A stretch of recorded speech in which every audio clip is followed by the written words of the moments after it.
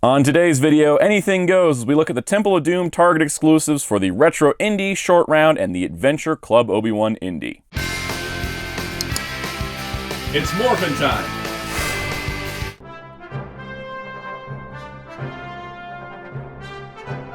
Hello, this is Soundout here, and welcome back to another Indiana Jones review. If you've missed the previous ones, I reviewed all Wave 1 of the Retro line and all Wave 1 of the Adventure line. I'm covering every single Indy review, so you want to hit that subscribe button and the notification bell so you don't miss out on future ones. But today's video will be focused on Temple of Doom and Target. All these are Target exclusives. We have the $11.99 US retailed figures of Short Round and Temple of Doom Indy, and then the $24.99 retail Club Obi Wan Indiana Jones for the Adventure series. So we're kind of mixing it up. We're not just doing separate lines here, but let's take a look at all three figures. All right, so here we have Indiana Jones and the Temple of Doom Indiana Jones. What a surprise. Yeah, a common thing with Hasbro's new Indy line is there's a lot of Indy variants, so of course we're getting a Temple of Doom Indy to go with our Temple of Doom retro figures. What's pretty cool about this is that we didn't have Temple of Doom figures in the original Kenner line because Kenner did not get the Temple of Doom license or whatever. They didn't make any Temple of Doom figures. LJN did, but Kenner did not. So this is actually the first Kenner-style Indy from Temple of Doom. You can see it's based on his look from the bridge scene with the open shirt and the torn sleeve and all that, which is pretty cool. You got the Indiana Jones, you got the Adventures of Indiana Jones and Indiana Jones and the Temple of Doom, so pretty cool there. It does, definitely tell you this is an Indiana Jones item with it 3 times on the package. On the back, you can see it's just Indy and Short Round from this wave, or this sort of sub-series. This is a Target exclusive. And you can also notice that he's sort of peeling off the card because the glue is not very good on these. This one's actually holding better than others I've seen, but you can see there it's just it's ready to pop off. So let's get to it and look at Temple Indy. All right, so here is Temple Indy. First things first, it pretty much looks like what a Kenner retro Indy would have looked like from Temple of Doom. Yeah, I don't really have much to say. So it's kind of neat because you've got, the hat molded on. It's pretty much the same head. I guess I should just start comparing off the top. Here is the Raiders of the Lost Ark Indy that I reviewed previously. So you can see the head is the same. The arm is different. It's like posed similar, but it is different. Of course, this arm is different as well because there's no molded jacket, so they did change the arms. Of course, the torso is different because you got the low cut for Indy there as opposed to the jacketed look. But then the legs are pretty much the same. I think they're the exact same. Let's get the whip off of here. You can see you got the hook for the whip on one side, the weird gun holster on the other. They did paint the belts, the gun belt, brown instead of black.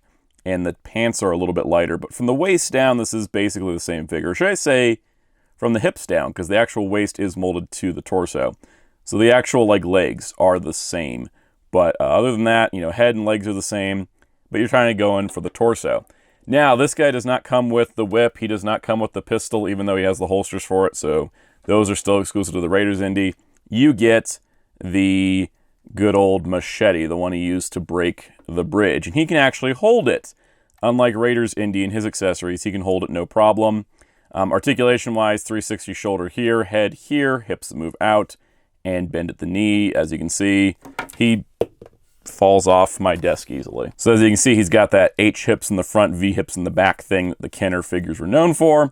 And then to top it all off, he has the swinging action feature where you swing his arm and launch his machete somewhere. What the heck? Somehow I launched it from here. It bounced off the back wall. It bounced off 3 other things and ended up all the way over here. So moral of the story is, especially after I almost lost the pistol with this guy, the springs on these are kind of powerful. And if you use them at full force, it can launch the accessories because the hands don't hold them that well. That being said, I do appreciate the detail I didn't notice before, which was they actually molded the bandage to his hand. You actually see it all the way around there, which is pretty neat. Now, you're probably wondering, does he hold the whip better than the Raiders Indy does? And the answer is sort of. But once again, let's see if I launch another accessory. Okay, but it does hold the whip in place, so he actually, and it's out. The thing is, the accessories don't hold well on that Raiders Indy. This handle is much more suited to this type of hand, but like I showed, it's not going to grip it enough that you can swing the arm at full power, because once it recoils, it's just going to launch it, and launch it pretty far. But that does mean he's not a depowered action feature, so at least there's a benefit there. Now, as a quick aside, since this came up in the comments of the last video on these, the holster for the gun actually works better if you put the gun in backwards. I say better, not perfect, because it still falls out easier, but it actually does hold as opposed to putting it in kind of what you'd expect the normal direction, so it does sort of rest there. So here we have a brand new character in Short Round. Now, Short Round was the lovable sidekick of Indy in Temple of Doom, and I just love getting figures of this guy. Also, yeah, he's already off the card. We'll just look at the card art, because yeah, the glue on these two at least is just really bad. But you can see we got Short Round's picture there, looking really cool. Short Round listed there. On the back, of course, is the same thing with just Indy and Short Round. There are other Target exclusive retro figures, but they're Last Crusade themed, which is why the two of them are here. And then we can see, of course, Short Round on the front here. Looking pretty cool. It does look really good if you can get one with the glue on, but that is a problem. I've heard this hits some of the Star Wars Vintage Collection figures too. It's just like bad glue and then they just fall right off, which is a bummer if you're mint and card collector, but luckily for me, I'm a toy reviewer, so we're cracking this guy out of his little bubble. So here is Short Round. Now, what's fun about this is that this is Hasbro doing a brand new sculpt on a brand new character in the vintage style. So we can see he's got kind of that more simplified face details, costume that looks like it did in the movie, but they also managed to keep the H hips in front, V hips in back action, because his hips do move out like this. Now, unfortunately, he doesn't get any knee joints, which I thought is kind of weird. I know, like, Marion didn't, but, you know, she got 80s girl toy syndrome. But, like, with Short Round here, he's got kind of these really they're sort of loose, but they, you know, he stands. And I don't know why he doesn't have knees, but he's got like this really soft plastic. I'm kind of concerned about this guy because I live in a desert, so I'm kind of worried about this guy being on a shelf because his legs are just really soft plastic. Same with his arms. Like, this guy just feels very soft. But what's nice is that the jacket is molded in two places, so it gives a little bit more layered look. You have the over shirt on top of the shirt here, and then you've got, of course, the head. So his articulation, you know, head left and right, 360 shoulders, hips that move forward and back. Again, that V hip back, H hip forward thing. He does come with one accessory, which is his torch, which is pretty cool for exploring temples. He holds it all right. Kind of looks like he's ready to go for the Olympics, but, you know, there you go. And that's pretty much all there is to him. It's kind of the novelty of having a retro Short Round to go with your Indy figures, and then here he is next to Indy. I don't know if he's too tall. He feels too tall to be properly scaled, but I don't think the Kenner figures are going for accuracy here. But yeah, I mean, you got, you know, Indy, you got Short Round. We'll dramatically pose them back to back like this with Indy's machete in the way. But anyways, you get the idea. He is a little bit shorter, but he does fit in with that scale. And it's nice to see a brand new character, not just a variant. We'll also see this with the Sala and the Henry Jones Sr. that are coming out at Target at some point. I haven't seen them yet. They might be starting to circulate around. Since being mostly people have been finding the Temple of Doom figures, at least at the time of recording. But of course, I will be covering those once I have them in hand. But yeah, I think we should switch over to the other Temple of Doom thing we're looking at, which would be an Adventure Series figure. So we're going to keep the Temple of Doom train running with the Adventure Series Indiana Jones from Club Obi Wan. Yes, this is kind of a scene-specific figure. Club Obi Wan is the name of the nightclub slash bar slash venue that the opening scene in Temple of Doom takes place in. It's a cute little Easter egg they threw in on the marquee to the place, and it's something that I think a lot of people didn't even realize was there until this figure came out with Indiana Jones Club Obi Wan on it. So this is Indy in the white suit. The front of the box is kind of an anachronism because he never had the diamond and the remnants of that guy from that old dynasty at the same time. He was trading this for that. So it's just one of those things. But you can see it's got the standard kind of Adventure Series look. Yeah, a nice shot of Indy there. There's Indy holding the diamond. And then there's a shot of Indy running in front of the dancers as they came out to the horrific action sequence taking place. On this side, you can see it shows Club Obi Wan Indy with the other 5 from Wave 1. So while he is a Target exclusive, he's kind of like the unofficial 6th figure of Wave 1. On the back, you can see all of his accessories, which of course we'll look at. It does say, of course, Indiana Jones and the Temple of Doom. What's really nice about the Adventure Series boxes is they just look really good. I think the cleaner look, because it doesn't have like the build and artifact piece, is kind of nice, but I like how they look from the sides. You can see over here, again, a little bit cleaner because you don't have to worry about the artifact part. And I just like the consistency of the names of the movies they're from. So pretty cool, but let's stop talking about boxes and get to the actual Club Obi Wan Indiana Jones figure.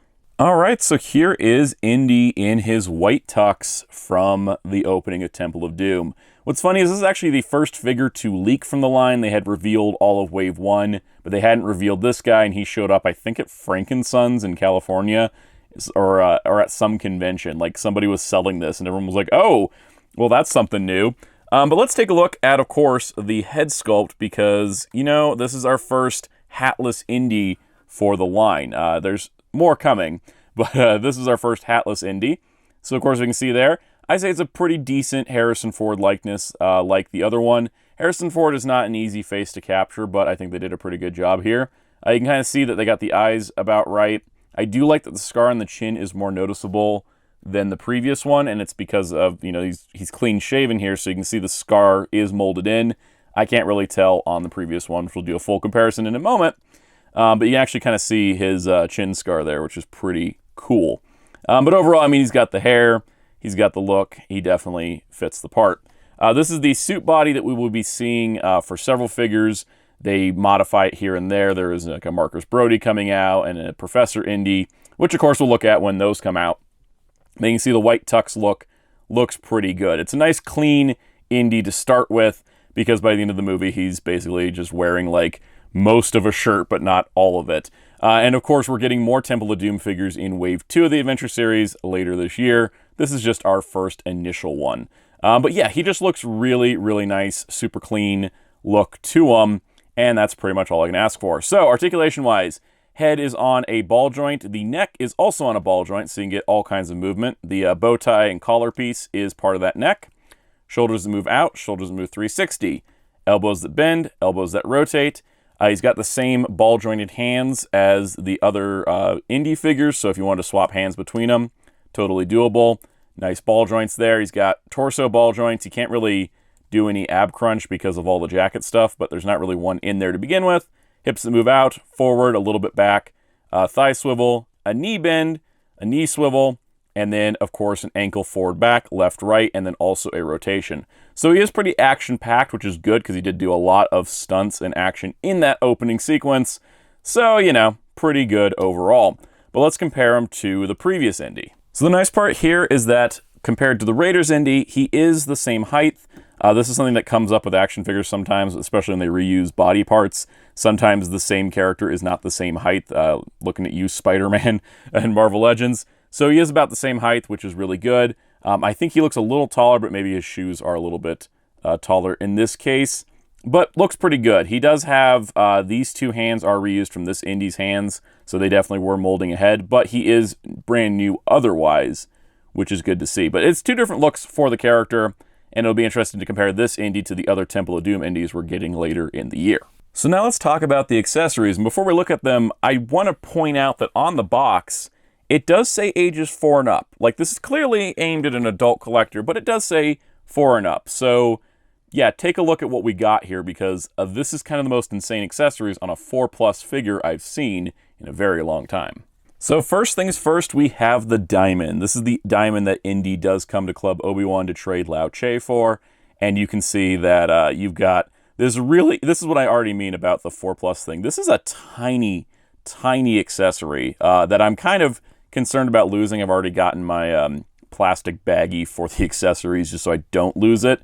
But it does fit in his hand. It fits in this hand, I think, better. But that is the diamond he is trying to get in that opening scene. And yeah, it's pretty cool they actually included it. I'm just kind of amazed at something that small. But it is transparent plastic, so you actually do get light reflecting off of it. And it does look really, really nice. And then here we have the remains of, I think, the last emperor of the Mu Chao dynasty. Lao Che is searching for this, which is why he was willing to trade Indy the diamond. And so it's actually really cool to include this, because this is like Indy's half of the bargain here. And what's really cool too is it's got kind of like a mysterious look to it, because it actually is molded in clear plastic and then painted over with that brown, so you do get some light transfixing through it, which is pretty neat. Indy has some trouble holding it. That's why I kind of have him holding it really awkwardly in the hand like this. But that is a really cool accessory to include. Now, Lao Che is no fool and poisons Indy's drink when he hands over the diamond, so he says, give me back the diamond and you can get the antidote, and this is what is included. This is almost tinier than the diamond in a lot of ways because it's more cylindrical, but there is the actual antidote, which once again, clear plastic, looking really nice, fits in the hand pretty good.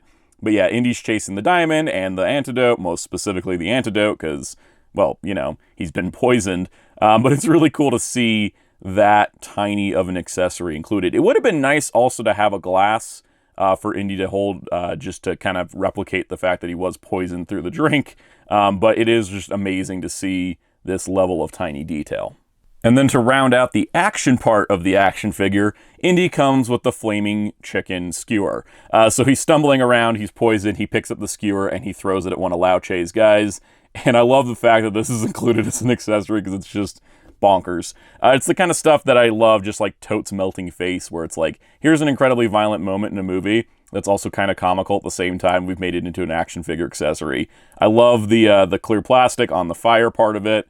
It just looks really, really great for like an action pose for this version of the character. And then to round it all out, you get the sword that he picks up from the display to cut down the gong so he can escape the actual club with the guy firing at him. And it's just really cool. I mean, that is just like, you know, it's more action-y than the previous accessories, but it's just really cool to see that level of detail. I don't expect a giant gong to be included, but it's nice to see the thing that he cut the gong down with included with the figure. So overall, the accessory loadout is terrific, but until I have a finalized Indiana Jones display, I'm not going to display the diamond or the antidote, simply because they are so tiny, I'm afraid to lose them. So for the most part, it's probably going to be displayed like this, ready to throw that flaming skewer, and I'll keep the others in a plastic baggie just to make sure I don't lose them, because they are incredibly tiny. But I'm really impressed by the accessories on this figure. It definitely made it a worthwhile package, and definitely I'd highly recommend it if you love Temple of Doom, because it's such an iconic scene in that movie, and it's really well replicated in this single figure. While we may not get Lao Che and these goons, or even Willie in that crazy red dress, we at least got Indy from that scene, and he comes with all the accessories you would need. So that does it for this review of Indy figures. Let me know in the comments what you think of how I should break these down, because like this time I was like, all right, I got 3 Target exclusive Temple of Doom figures, let's put them together, because I don't know when I'll find the Last Crusade retros, or Kazim and Map Room Indy. So maybe I might wait till I have Donovan, Professor Indy, and Kazim to do like a Last Crusade video and maybe throw the retros in. I'm going to try to figure it out, because it's not necessarily with the exclusives coming out. I want to do them individually, but I don't necessarily want to like wait till I have all of like one season's exclusives, if that makes sense. I just thought these fit together. So let me know in the comments what you think about how I should break down some of these videos. Obviously, full retail waves will still be done as full retail waves. But stay tuned, hit the subscribe button, the notification bell, hit the like button while you're down there. Also, check out my live streams Mondays at 5 p.m. Eastern, where we talk about Indiana Jones quite frequently. Sometimes it comes up even when there's no toy news, but any toy news for the line, either line, will get covered on those live streams, so you want to check them out. You can also find me on social media at Soundout12 on Instagram, Twitter, and TikTok, as long as those are still applicable.